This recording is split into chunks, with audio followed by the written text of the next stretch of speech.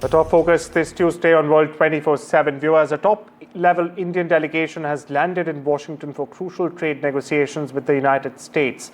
Now, the clock is ticking, just 50 days left before the US could reimpose steep tariffs in India, especially on steel, aluminium and the automobile sector. It will be led by Commerce Ministry officials.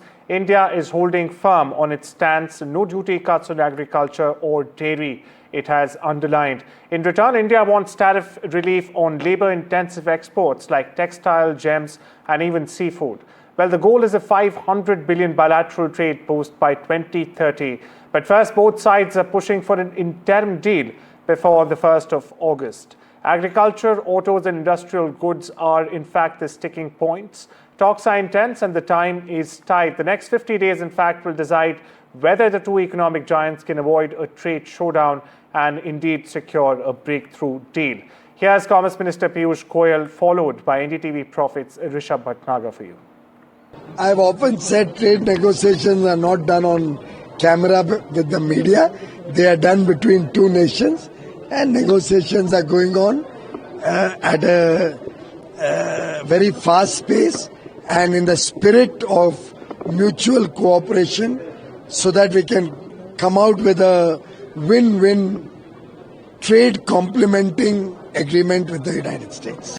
Right. What we picked up from official sources is the fact that the Indian team is in Washington for another round of talks. This time around, though, the chief negotiator, Rajesh Agarwal, who is also a special secretary, will be joining in on Wednesday. What is expected is that these talks will last about 4 days, post which there might be a mini trade deal or an interim trade deal that will come out between India and the US. What we've seen is that Indian negotiators were in the US as early as July 4th that weekend, and they were hoping for a deal before the July 9 deadline. But with the July 9 deadline now shifting to August 1st, there is extended time for more negotiations to happen. What we're also picking up is that this deal might not be a very limited deal, in the sense that whatever will be finished and agreed upon between the two sides will be packaged as the interim trade deal. And then a first full tranche is expected around October this year.